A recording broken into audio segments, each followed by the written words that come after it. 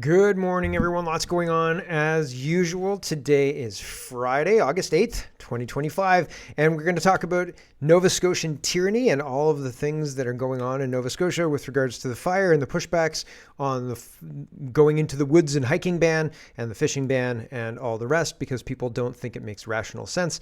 And so they're pushing back, and people are not tolerating this COVID style tyranny anymore. And I don't know that the government will listen, though. So I think we're going to start there today.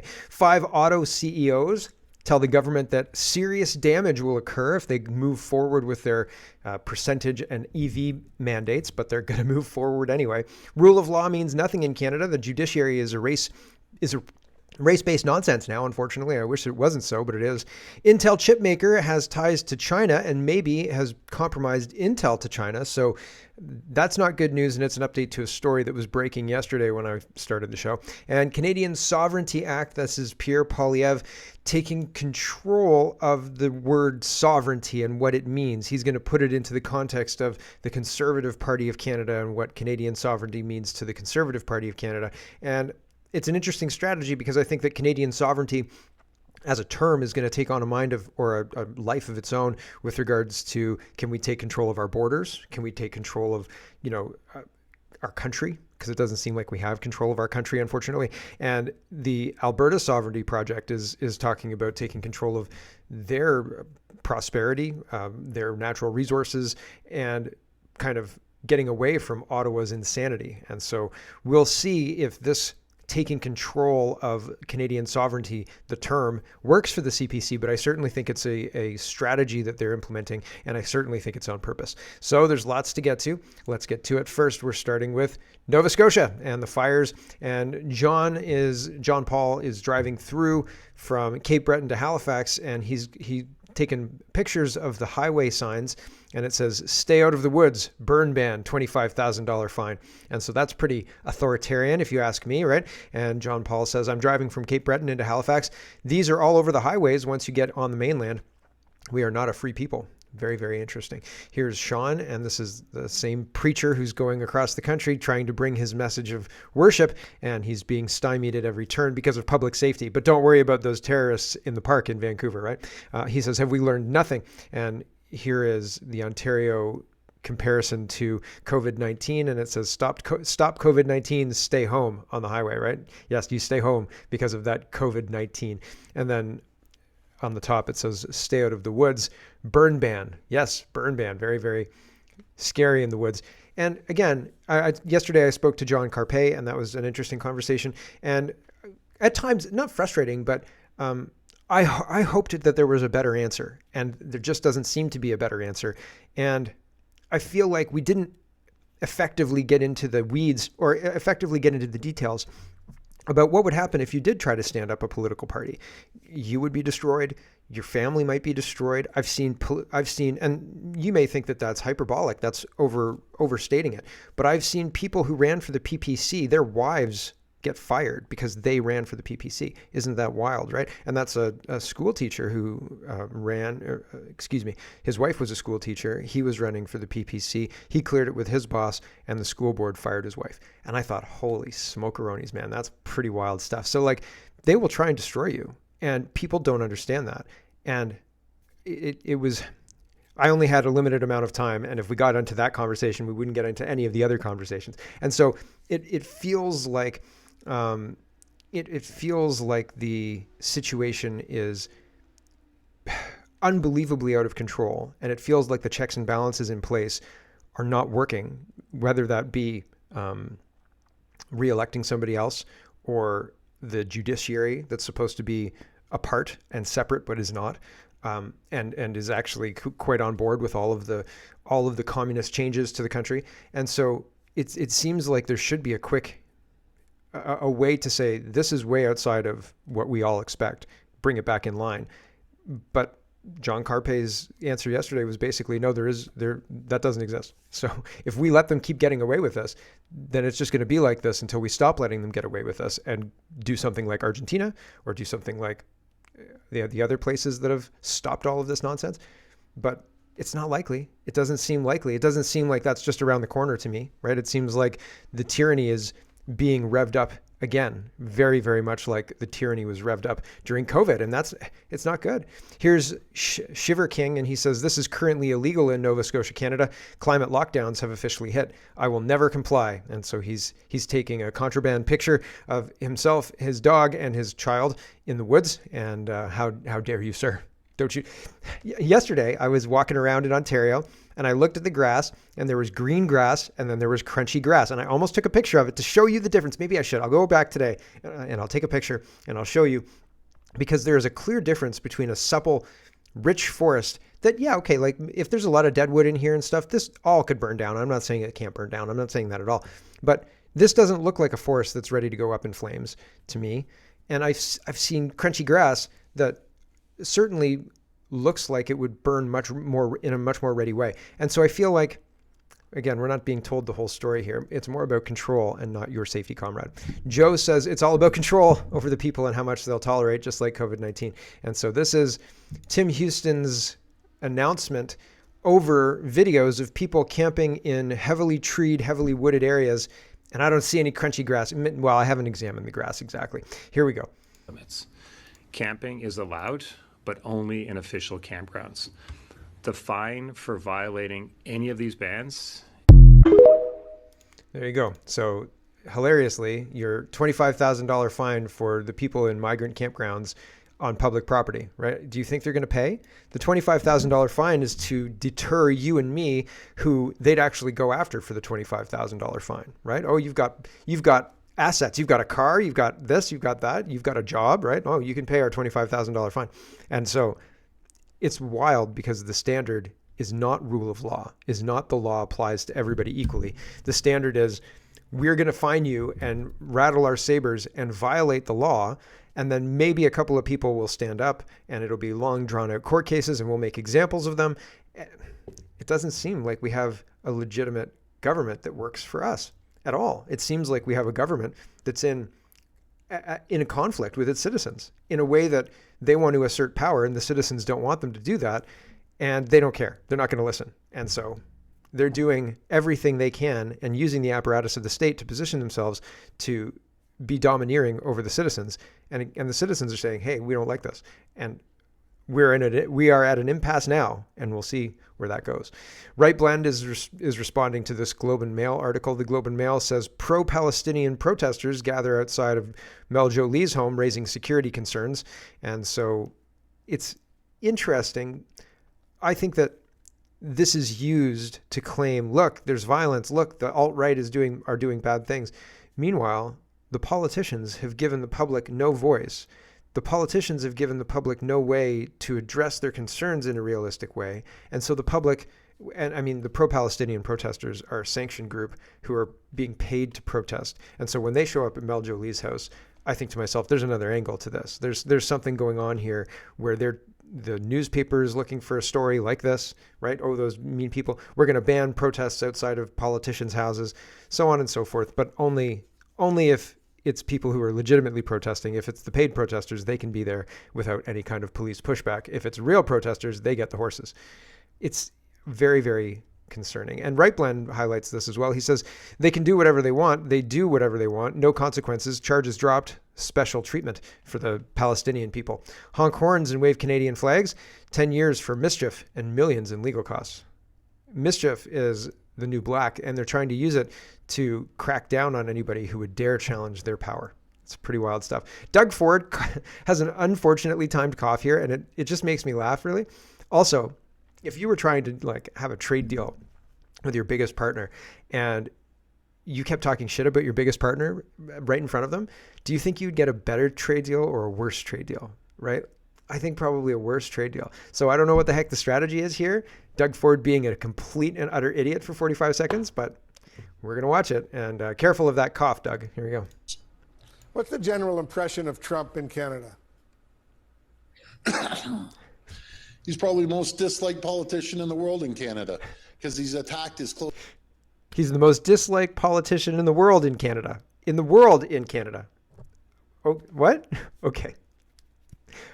Closest family member, and that's the way we look upon it. And when I talk to the governors and senators and Congress people, Even Republicans totally disagree, but they're too scared to come out and say anything because the president will go after them. Outside of a few senators, and I want to thank them for coming out and standing with not just American people, but their closest friends and allies, which is Canada.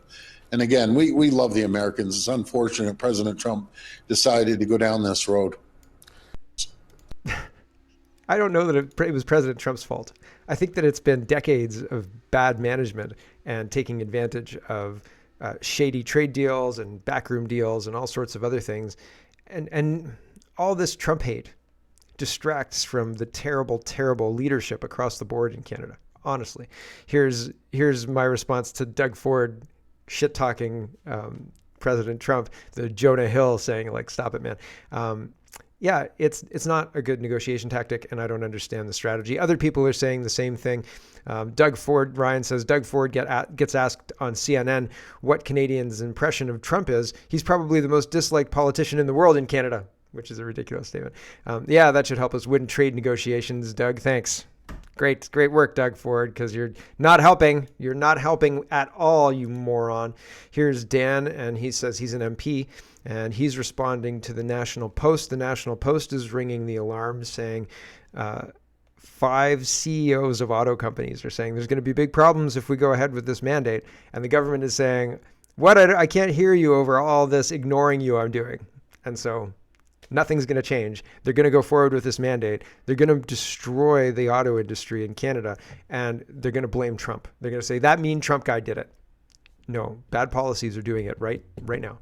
Dan says it's unprecedented to have 5 automotive companies all collectively warn the Liberal government on the dangers of its policies. It is, of course, common for this Liberal government to arrogantly ignore them and insist that they know what's best. National Post says 5 auto CEOs warned Carney in May that EV mandates would inflict serious damage across the country. Serious damage? Carney said, ooh, tell me more. How much damage do you think? And that's the point of Mr. Carney coming in and doing what he's doing, destroying our trade relationships, pivoting us towards a very, very tyrannical Europe with their speech laws and their identity laws, et cetera, et cetera. Not good. It's not very good at all. Here's Pierre Poilievre responding to the National Post's 5 auto CEOs warning Carney in May. And he says, automakers have warned Mark Carney of the job losses and riding costs from his ban on gas-powered vehicles. We must allow people the freedom to choose. We don't have the freedom to choose anything. Are you kidding me? The government says you can have this or this, and anybody who chooses this one is racist, right? Like, we don't get freedom to choose, even if it looks like we get freedom to choose. Here, you can have the Liberal Party or the Conservative Party. It's the same thing. It's exactly the same thing. So we don't really get freedom to choose. We get freedom to choose maybe the clothes that the Uniparty is wearing, the glasses that the Uniparty is wearing. Maybe we get to choose that kind of, right? We get to choose from a tray of their glasses. That's it, right? Like they get to choose all the glasses on the tray and we get to choose from the tray. That's it. So yeah, no, we don't get really to choose. We get options to select from a preset group of options approved by the globalist Uniparty. And I wish that wasn't so, but it sure is. So it sucks. Here's Mario, and he's talking about Financial Post. And this is not car related, but kind of tangentially car related, I suppose. Financial Post is reporting Canadian steel has no practical foreign markets beyond the United States, says Algoma CEO. Watch Michael Garcia on how Trump's 50% tariffs are shutting his industry out of its biggest market. Yep. And so I'm not surprised by this. The people who are super smart central bankers who can't seem to string a sentence together don't understand the intricacies of international trade, even though they say they do. It appears that they don't. And their behavior is putting some of our biggest industries and best jobs at risk. And nobody seems to be really worried about it other than people like me. Right? Like the CBC is not saying like, oh no, all of our policies are doing a hatchet job on our way of life. Nobody's really reporting that. They're like, oh, the real problem here, the alt-right, right? Like, and so it's pretty wild that minor podcasters are the one pointing out, hey, like shit's about to get super bad because we keep making stupid choices on policy. And the CEOs are pointing this out. And like newspapers are pointing this out, but real everyday people don't seem to care very much. If they do care, they don't know what to do. And that was my lament yesterday with Mr. Carpe. I was like, there's no vehicle, there's nobody to vote for, and building that, well, you just make yourself a target, right? It's not like you can build it and they say, oh, we didn't realize that you didn't like this. They realize they want to crush us. We're like whack-a-moles to them. They want to crush our heads. Okay, that's it. Like, they know what they're doing we don't like, and they'd really rather we stop talking about it. They don't want us to come up with a new political party. They want us to be destroyed. That's the point. That's the point. And if they can destroy us individually because we put our heads up, then they will. They will, enthusiastically and gleefully. Financial Post says Canadian steel has no market. Holy cow, Mario says this just slapped Carney right across his "we're our own best customer" face. Jasmine nailed it and summarized it beautifully. Europe is not a substitute for the U.S. market. No, of course not. Nothing, just mathematically. Like, you would be unintelligent if you made that case in a room full of people who weren't Carney acolytes. National Post is reporting major threat to trade. U.S. Congress Republicans call for Canada to rescind the Online Streaming Act. So that's interesting news. And we'll see if Trump is able to undo the Online Streaming Act with some trade elbow grease. Here's the National Post article. Republicans on an influential House committee are pushing top Trump administration officials to pressure Canada to kibosh its controversial Online Streaming Act, which they describe as a major threat to the trade relationship. In a July 31st letter obtained by National Post, 18 Republican members of Congress on the powerful House Ways and Means Committee ramped up pressure on the White House officials to get Canada to dump the discriminatory act the same way it ditched the digital services tax in late June. The fact that the Online Streaming Act already imposes discriminatory obligations and threatens additional obligations imminently is a major threat to our cross-border digital trade relationship, reads the letter to the U.S. Trade Representatives Jamieson Greer, Treasury Secretary Scott Bessent, and Commercial Secretary Lutnick. As bilateral trade negotiations continue, we urgently request that you engage with your Canadian counterparts to share our concerns and rescind the Online Streaming Act, they added. Greer, Bessent, and Lutnick are at the forefront of negotiations with Canada for a new trade deal that Mark Carney's government hopes will eliminate a host of new U.S. tariffs against key Canadian industries. The letter sheds light on how a growing number of influential U.S. politicians are using ongoing trade negotiations with Canada to push back against Canadian digital policies that impact American companies. It also comes amid a growing trade war between both countries in which Republicans and President Donald Trump have been vocal about a plethora of commercial irritants within Canada. So yeah, we'll see if there's any movement on this. I'm not expecting movement on this because if our government thinks they have some kind of leg up on Donald Trump or something they're doing is bothering them, they want to do it more. And well, that's a stupid trade strategy as well. So, and yet we keep making stupid decisions and doubling down on the stupidity, which is, again, very frustrating. Mark Nixon says, who else is furious that Champagne and Anand flew to Mexico to try and go around the United States on trade? Mexico looked at them and said, are you insane? We're not risking our relationship with Trump for you. We look like desperate amateurs touring the world for friends. Yep, we sure do. That's what I said yesterday. It's a shocking, they're more incompetent than I thought. I thought they at least had some modicum of idea of how these things worked. And it looked like they did. You know, you send your envoy, you send people ahead to make the trade deal, kind of hammer it out, and then you go and do the final end of the negotiation part and you do the signing, right? But these guys had nothing. They were just trying to undermine Trump. And they went to Europe and tried to undermine Trump with Europe, and Europe made a deal. So the only people we're not willing to try and make a deal with is Trump because we want to undermine Trump. But again, it's stupid policy and it's harmful, and these people should be held accountable for their stupid, harmful policies. Honestly, here we've got to say goodbye to the stream, and I think we're going to say goodbye to the stream right now. So thanks for watching, everybody, and we will catch it tomorrow. And for everybody else, we will carry on. And I just have to make sure it's all turned off because sometimes it doesn't work. Yeah, it worked. Okay, so let's do our grab bag of governance. And Western Standard is reporting that Pierre Poilievre wants to, I didn't even talk about the sovereignty stuff. That's all right.